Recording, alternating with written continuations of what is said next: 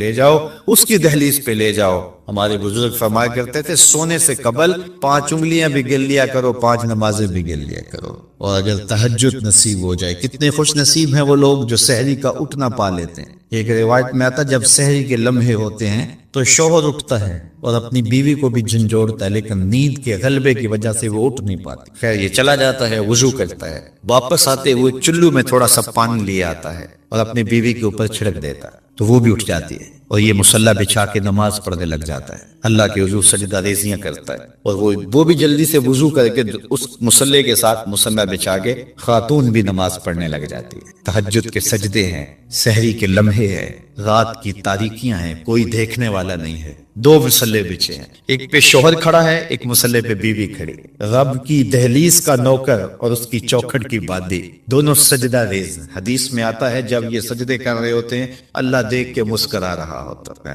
اپنی شان کے مطابق مسکرا رہا ہوتا ہے کہ دیکھو میرا بندہ اور میری بندی میرے لیے سجدے کر رہے ہیں۔ پھر کتنی رحمتیں برستی ہیں، کتنی کرم نوازیاں ہوتی ہیں۔ ذرا اپنی سحریوں کا آغاز سجدوں سے کرو، پھر آپ کو کسی بابے کے پاس نہیں جانا پڑے گا کہ جن آ گیا، بھوت آ گیا، ہمارے گھر میں سایہ ہو گیا، بدروحوں کا اثر ہو گیا، کسی نے تعویذ ڈال دیے، جادو کر دیا، ٹونا کر دیا۔ تہجد کے سجدوں سے اپنے مسلوں کو آباد تو کر کے دیکھو، تمہارے گھر پہ چھم چھم رحمتوں کا نزول ہوگا، کرب نوازیاں اتریں گی، تمہارے گھر کے اندر انوار برسیں گے۔ آؤ اس کی چوکھٹ پہ آؤ، اس کی کرم نوازیوں کے رنگ دیکھو کہ وہ کتنے کرم نوازیاں کرتا ہے۔ پھر رزق کے دروازے بھی کھلیں گے تمہارے لیے، رحمتوں کے دروازے بھی کھلیں گے، سکون اور طمانینت کے دروازے بھی کھلیں گے، اندر سے روشنی پھوٹے گی۔ تو کہا ہر جان یہ دیکھے اس نے آنے والے کل کے لیے آگے کیا بھیجا ہے۔ پھر کہا واتقوا اللہ، اور اللہ سے ڈر جاؤ۔ پھر دوبارہ وہی تلقین، پھر ارشاد فرما ان اللہ خبیر بما تعملون، جو تم کرتے ہو تمہارا رب اس سے باخبر ہے، تم اس کی نگاہوں سے پوشیدہ نہیں ہو۔ آج کہیں لکھا ہوتا ہے نا خبردار کیمرے کی آنکھ دیکھ رہی ہے، تو لوگ سیدھے ہو کے بیٹھ جاتے ہیں، کیمرے کی آنکھ دیکھ رہی ہے۔ کیمرے کی تو لائٹ بھی بند ہو سکتی ہے، اس کا سسٹم خراب بھی ہو سکتا ہے، لیکن جو رب کے کیمرے لگے ہیں وہ سسٹم کبھی خراب نہیں ہوتا۔ کیمرے کی ایک رینج ہے، اس سے آگے نہیں دیکھ پاتا، لیکن مالک کی شان کے ارا زبیبا نملۃ السودا، کالی رات کے اندھیرے میں، کالے پہاڑوں کے سلسلے میں، گہری غار کے اندر چیونٹیوں کے عمیق سوراخ میں جب چیونٹی چلتی ہے تو اس کے ننھے مہین قدموں سے سینہ سنگ کے اوپر جو وہمی اور گمانی لکیر بنتی ہے، تمہارا رب اس کو یوں دیکھتا ہے جس طرح دیواریں چین کو دیکھ۔ اس کی نظروں سے کیا ہماری خلوتیں پوشیدہ ہیں، ہمارے اعمال پوشیدہ ہیں، کیا اس کی نظروں سے ہمارے خیال پوشیدہ ہیں؟ دروازہ مقفل کر کے اگر ہم گناہ کریں گے تو کیا مالک سے پوشیدہ ہوں گے؟ لوگوں سے تو پوشیدہ ہیں لیکن مالک سے پوشیدہ نہیں ہے۔ یہ عقیدہ جم جائے تو بند کوٹری میں بھی جرم نہیں ہو سکتا۔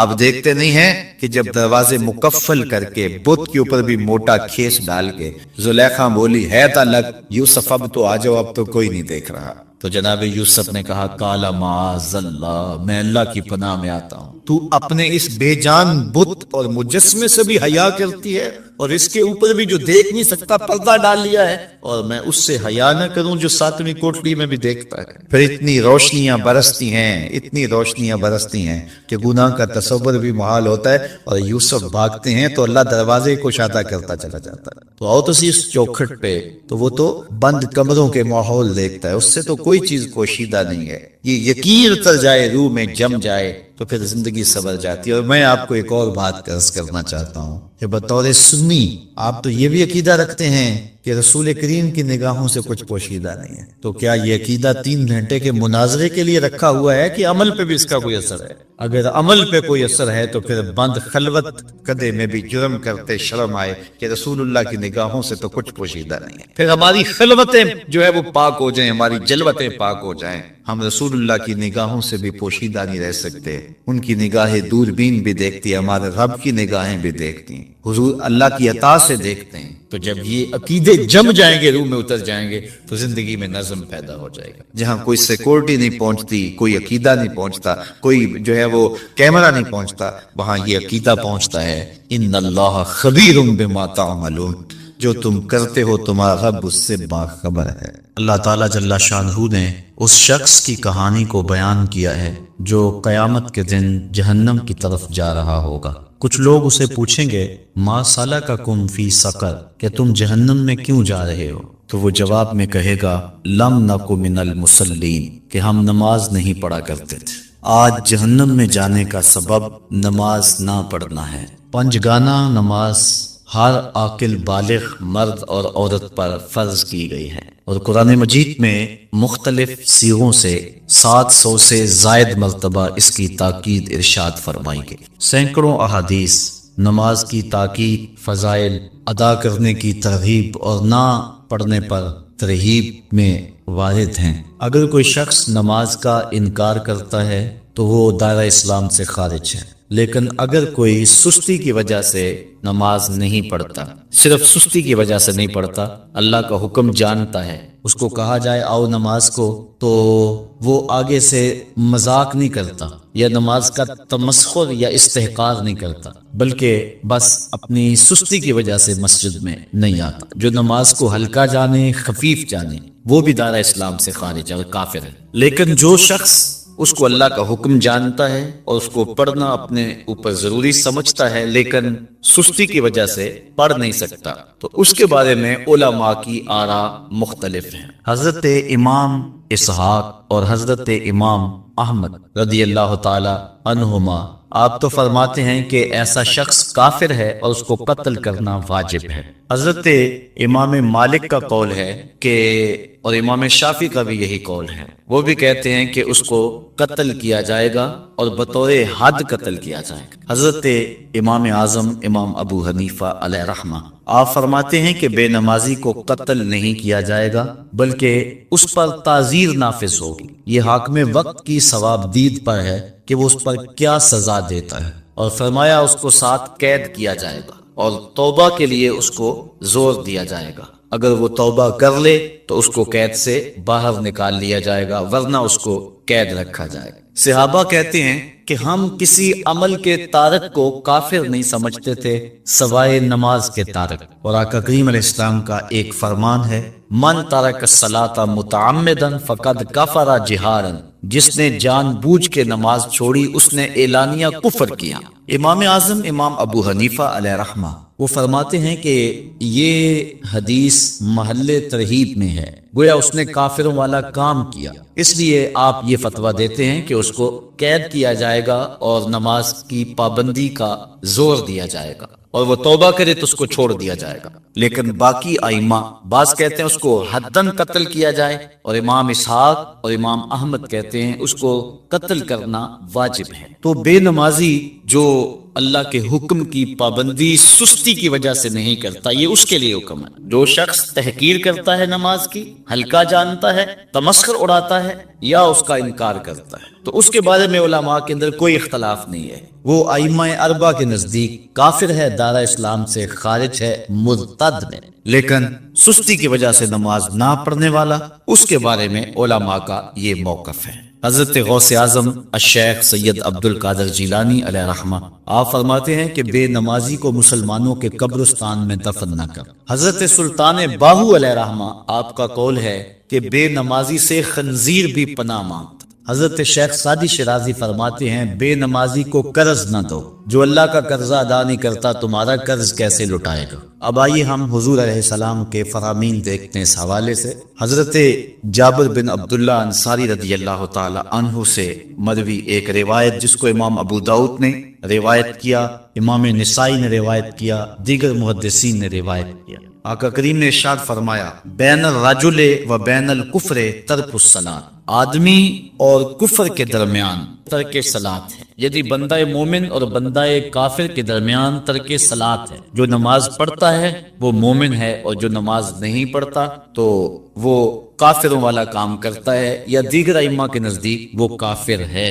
یہ ترہیباً نہیں بلکہ یہ حکم ہے۔ اور حضرت نبی رحمت صلی اللہ علیہ وسلم کا ایک دوسرا فرمان ان الفاظ کے ساتھ ہے بین الرجل و بین الشرک والکفر ترک الصلاۃ، شرک و کفر اور بندہ مومن کے درمیان نماز ترک کرنا ہے۔ حضرت امام ابن ماجہ نے ان الفاظ کے ساتھ روایت کو نقل کیا ہے بین الکفر والایمان ترک الصلاۃ، ایمان اور کفر کے درمیان نماز کا ترک کرنا ہے۔ اور آقا کریم علیہ السلام کا وہ فرمان جو حضرت انس سے مروی ہے، اس کو طبرانی نے اپنی موجم میں لکھا بھی آپ کے سامنے میں نے رکھا کہ حضور نے فرمایا من ترک الصلاۃ متعمدا فقد کفر جہارا، جس نے جان بوجھ کے نماز چھوڑی اس نے اعلانیہ کفر کیا۔ حضرت ابو ہریرہ رضی اللہ تعالی عنہ سے ایک روایت ہے کہ وہ فرماتے ہیں لا سہم فی الاسلام لمن لا صلاۃ ولا صلاۃ لمن لا وضوء لہ، کہ اس شخص کا اسلام میں کوئی حصہ نہیں ہے جو نماز نہیں پڑھتا، اور اس شخص کا نماز میں کوئی حصہ نہیں ہے جو وضو نہیں کرتا۔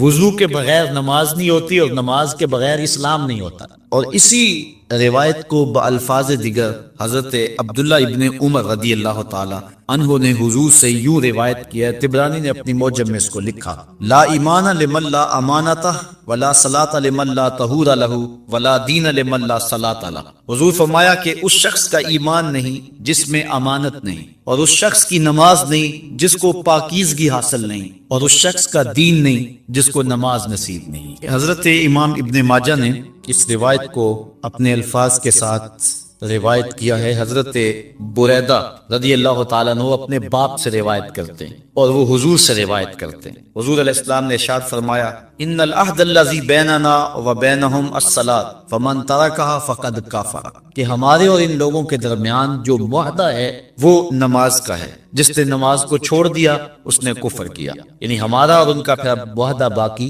نہیں رہے گا۔ حضرت امام بخاری نے روایت نقل کی ہے، حضور نے ارشاد فرمایا من ترک الصلاۃ العصر فقد حبط اعمالہ، جس نے عصر کی نماز چھوڑی اللہ اس کے سارے عمل برباد کر دیتا۔ حضرت ابو ہریرہ رضی اللہ تعالی عنہ سے روایت ہے جس کو امام ابن ماجہ نے اور امام نسائی نے روایت کیا ہے، وہ حضور سے روایت کرتے ہیں، بڑی مشہور روایت ہے۔ حضور نے ارشاد فرمایا ان اول ما یحاسب به العبد بصلاته فان صلحت فقد افلح وانجح وان فسدت فقد خاب وخسر۔ فرمایا قیامت کے دن بندے سے سب سے پہلا حساب نماز کا لیا جائے گا، اگر اس کی نماز ٹھیک ہو گئی تو وہ فلاح پا گیا، اگر پہلا تول ٹھیک آ گیا تو وہ کامیاب ہے، وانجح اور نجات پا گیا، وان فسدت فقد خاب وخسر، اور اگر پہلا تول ہی ٹھیک نہ ہوا تو پھر وہ ذلیل و رسوا ہو گیا۔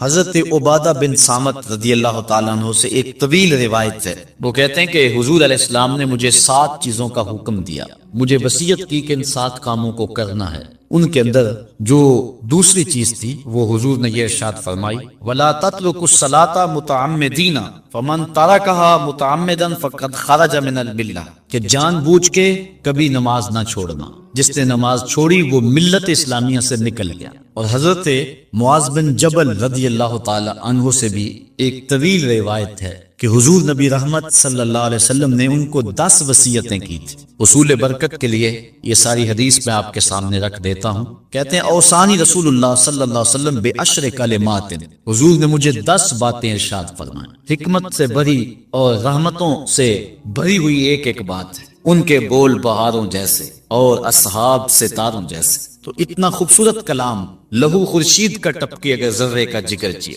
حضور نے 10 باتیں حضرت معاذ بن جبل رضی اللہ تعالی عنہ کو بطور وصیت ارشاد کی۔ کہتے ہیں کالا، حضور نے مجھے کہا، ارشاد کیا لا تشرک باللہ شیئا وان قتلت وحرقت، اللہ کے ساتھ کسی کو شریک نہ ٹھہرانا، اگرچہ تجھے قتل بھی کیا جائے اور تجھے آگ میں جلا بھی دیا جائے، کبھی بھی اللہ کے ساتھ شریک نہ ٹھہرانا۔ دوسری بات حضور نے مجھے یہ ارشاد فرمائی ولا تعص والدیک وَإِنْ أَمَرَاكَ أَن تَخْرُجَ مِنْ أَهْلِكَ وَمَالِكَ، کہ اپنے والدین کی کبھی نافرمانی نہ کرنا، اگرچہ تجھے حکم دیں کہ اپنے مال کو اور اپنے بچوں کو لے کے گھر سے نکل جا، تو کہا یہ کر لینا، نکل جانا، لیکن والدین کی نافرمانی نہ کر۔ تیسری بات حضور نے ارشاد فرمائی وَلَا تَتْرُكَنَّ صَلَاةً مَكْتُوبًا مُتَعَمِّدًا فَإِنَّ مَن تَرَكَ صَلَاةً مَكْتُوبَةً مُتَعَمِّدًا فَقَدْ بَرِئَتْ مِنْهُ ذِمَّةُ اللَّهِ۔ فرمایا اے معاذ بن جبل، فرض نماز جان بوجھ کر کبھی بھی نہ چھوڑنا، زندگی میں کبھی نہ ہو کہ تجھ سے فرض نماز چھوٹے، اس لیے کہ جس نے فرض نماز جان بوجھ کے چھوڑ دی اللہ اس کے رسول نے اس سے اپنا ذمہ اٹھا لیا، اب وہ جدھر مرضی جائے، اللہ نے جو ذمہ لیا ہوا ہے مومن کا اللہ اٹھا لیتا۔ چوتھی چیز حضور نے جو ارشاد فرمائی وَلَا تَشْرِبَنَّ خَمْرًا فَإِنَّهُ رَأْسُ كُلِّ فَاحِشَةٍ، اے معاذ بن جبل زندگی میں کبھی بھی شراب نہ پینا، ہر بے حیائی کی جڑ ہے اور بنیاد ہے شراب۔ پانچویں چیز کہتے ہیں حضور نے جو مجھے ارشاد فرمائی وہ یہ تھی وَإِيَّاكَ وَالْمَعْصِيَةَ فَإِنَّا بِالْمَعْصِيَةِ حَلَّا سَخَطُ اللَّهِ، کہا کبھی اللہ کی نافرمانی نہ کرو، اللہ کی نافرمانی سے اللہ کی ناراضگی مول لینے والی بات ہے، اللہ تعالیٰ کی معصیت سے اس کی ناراضگی جائز ہو جاتی ہے، حلال ہو جاتی ہے۔ اور چھٹی چیز کہتے ہیں حضور نے یوں ارشاد فرمائی وَإِيَّاكَ وَالْفِرَارَ مِنَ الزَّحْفِ وَإِنْ هَلَكَ النَّاسُ، کہا جب محاذ پہ ڈٹا ہونا تو کبھی پیٹھ نہ پھیرنا، اگرچہ لاشیں جو ہیں وہ گر رہی ہوں اور لوگ ہلاک ہو رہے ہوں، سارے لشکر کے ہلاک ہو جانے کا ڈر بھی ہو، لیکن کہا معاذ بن جبل میں تمہیں وصیت کرتا ہوں کبھی پیٹ پھیر کے بھاگنا نہیں ہے۔ حضور نے کہتے ہیں مجھے جو ساتویں چیز ارشاد فرمائی وہ یہ تھی وَإِنْ أَصَابَ النَّاسَ مَوْتٌ فَاصْبُتْ، اگر تو کسی ایسے علاقے میں رہتا ہو جہاں موت آ جائے، کوئی بیماری آ جائے موت والی، تو علاقہ چھوڑ کے بھاگنا نہ، وہی رہنا، تیری قسمت میں زندگی ہوئی تجھے کوئی موت دے نہیں سکتا، اور اگر موت تیرے لیے لکھی گئی ہے تو جہاں مرضی چلا جائے تو موت سے بچ نہیں سکتا، اس لیے ایسے مقام سے بھاگ کر نہ جانا، وہیں ڈٹے رہنا اور وہیں رکے رہنا۔ آٹھویں چیز کہتے ہیں حضور نے مجھے ارشاد فرمائی وَأَنفِقْ عَلَىٰ أَهْلِكَ مِن طَوْلِكَ، کہا اللہ نے تجھے جو وسعت دی ہے، تجھے جو مال دیا ہے، اس کو اپنی اولاد پر کھل کے خرچ کرنا، اپنی اولاد سے بخل نہ کرنا، اولاد کے معاملے کے اندر جہاں ان کی ضرورت ہو اس کو کھل کے پورا کرنا ہے۔ اور حضور نے نویں بات جو ارشاد فرمائی وہ یہ تھی وَلَا تَرْفَعْ عَنْهُمْ عَصَاكَ عَدَبًا، اپنی اولاد کو ادب سکھانے کے لیے ڈنڈا نہ چھوڑنا، عصا ہمیشہ لٹکا کے رکھنا، کوڑا باندھ کے رکھنا۔ اور دسویں چیز کہتے ہیں حضور نے جو مجھے ارشاد فرمائی وَأَخْفِهِمْ فِي اللَّهِ، اپنی اولاد کے دل میں اللہ کا خوف ڈالتے رہنا، اللہ کا ڈر پیدا کرنا اپنی اولاد کے اندر۔ تو نے اپنی اولاد کو یونیورسٹیوں اور کالجوں تک پہنچایا، بیرون ملک سے بھی تعلیم دلوائی، لیکن اللہ کا خوف نہ سکھایا۔ اللہ کا خوف سکھانا اپنی اولاد کو، ایسے لوگوں کی صحبت میں بٹھانا جن کی صحبت میں بیٹھ کر اللہ کا خوف پیدا ہو جائے، ان کو ایسی کتابیں لا کے دینا کہ جن سے خشیت الہی ان کے سینے میں پیدا ہو۔ اگر تو نے سب کچھ دے دیا، عالی نسب بنگلے دے دی اپنی اولاد کو، تو نے جو ہے وہ بہت اچھی تعلیم دلوا دی اپنی اولاد کو، دنیاوی سوسائٹی کے اندر ان کا وقار بہت بلند ہو گیا، تو نے سب کچھ دے دیا اپنی اولاد کو، اللہ کا خوف نہیں دیا تو کچھ بھی نہیں دیا۔ تو حضور نے جو 10ویں وصیت حضرت معاذ بن جبل کو کی وہ یہ ہے کہ انہیں اللہ سے ڈراتے رہنا، اللہ تعالیٰ کا خوف، ان کی خشیت ان کے سینے میں پیدا کرنا۔ اللہ اکبر۔ حضور کا ایک اور فرمان سنیے، حضور نے فرمایا کہ جو شخص نماز چھوڑتا ہے، ایک طویل حدیث ہے جس کا یہ حصہ ہے، وَكَانَ يَوْمَ الْقِيَامَةِ مَعَ قَارُونَ وَفِرْعَوْنَ وَحَامَانَ وَأُبَيِّ بْنِ خَلَف، جو نماز ترک کرتا ہے قیامت کے دن قارون کے ساتھ، فرعون کے ساتھ، حامان کے ساتھ اور ابی ابن خلف کے ساتھ کھڑا کر دیا جائے گا۔ جس صف میں اللہ کے دشمن کھڑے ہوئے ہوں گے، بے نوازی کو بھی اس صف میں کھڑا کر دیا جائے گا۔ کتنی رسوائی، کتنی ذلت ہے۔ کوئی بندہ یہ گوارا کرتا ہے کہ مجھے اس صف میں کھڑا کر دیا جائے جس پہ دشمنان خدا کھڑے، دشمنان رسول کھڑے ہوں، میری کوئی بہن، میری کوئی بیٹی کیا یہ گوارا کر سکتی ہے کہ اس کو حضور پہ کانٹے پھینکنے والی ام جبیل کے ساتھ کھڑا کر دیا جائے، اس کو حضور کو اذیت دینے والی عورتوں کے ساتھ کھڑا کر دیا جائے؟ نہ میری کوئی بہن اور نہ کوئی میری ماں اس بات کو گوارا کرے۔ تو جب ہم یہ گوارا نہیں کرتے تو پھر ہمیں عزم کرنا چاہیے کہ آج کے بعد نماز نہیں چھوڑنی۔ تو آئیے میں اور آپ اپنی زندگی کو ایک نظم میں لائیں، جو اللہ نے ہمیں مہلت دی، وقت دیا، آج ہمیں اللہ نے مہلت دی ہے، ہمارے پاس ابھی زندگی ہے۔